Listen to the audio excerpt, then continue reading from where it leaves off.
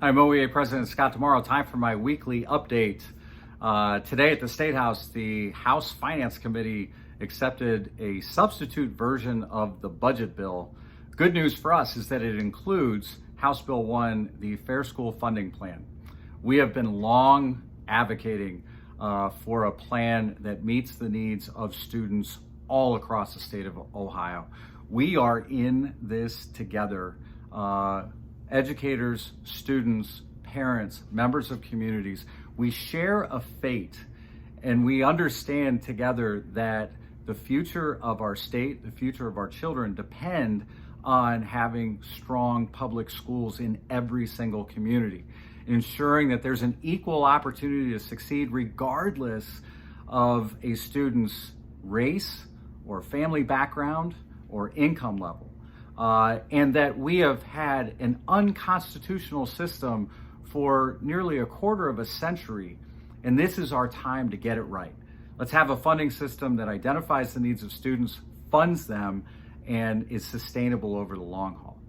This is just one small step in a long process, but we need to encourage our members of the House to pass the budget with the Fair School Funding Plan in it. And then we're going to have to work really hard in the Senate, where there's a lot more opposition to the Fair School Funding Plan, to get it passed there. But I'm optimistic. Today's a good day. We're going to get this done together. Also today, Vice President Jeff Wensing is over at the State House testifying on House Bill 200. This is one of the two major report card overhaul bills being considered in the legislature.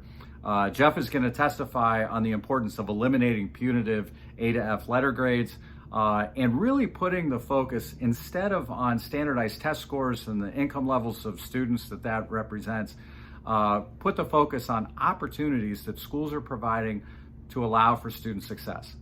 What are we doing to ensure reasonable class sizes? What are we doing to make sure that students have access to counselors and nurses and social workers, a wide-ranging curriculum, participation in school breakfast and other programs, advanced placement courses and career tech, all those things that we know are essential building blocks that, again, if we have the right resources in place, can give every single student, no matter their background, the opportunity to be successful. That's the kind of report card we need. That's the kind of funding system that we need. We need to work together to advocate together as one for that. This is a time like no other to use our voices as educators to move the state of Ohio forward.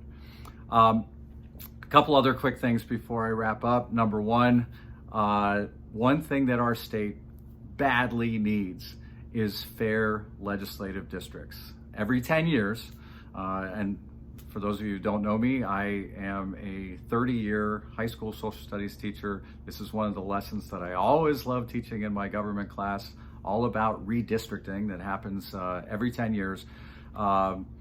State leaders draw the lines for where our 99 House districts and 33 Senate districts and probably 15 congressional districts for the state of Ohio are going to be drawn for the next 10 years. We need that to happen fairly. We have new language in our Constitution to clean up the process so that there is not the kind of gerrymandering that's happened in the past. But we need everybody to be engaged in that. And so OEA is sponsoring the Design Ohio's Future contest. I encourage you to participate. It's open to any OEA member. It's also open to middle school and high school students.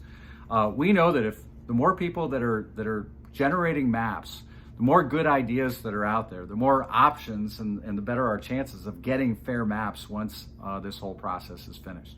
You can go to ohea.org to link to the site. There are prizes available for people of all ages in different categories, but I'd encourage you to check it out. There's a really cool site. It's called District R that allows you to learn a lot about the state as you're going through that process. I've started working on my map. I'm going to get that submitted.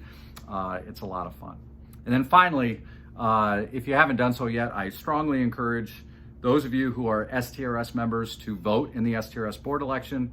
We are encouraging your support for Carol Carruthers for the active seat, Rita Walters and Bob Stein for the retired seats. They have been working hard to make sure that we have a sustainable pension that serves the needs of everyone. current retirees, active teachers, future educators. We know that there is no higher calling than that to be an educator, and that everyone needs and deserves a dignity that comes with a pension and access to affordable health care when they retire. So please vote in that STRS election. It takes a minute. You can vote online, you can vote by phone, or if you want to vote by mail, you can do that. That's all I have for this week. I hope you make it a great week.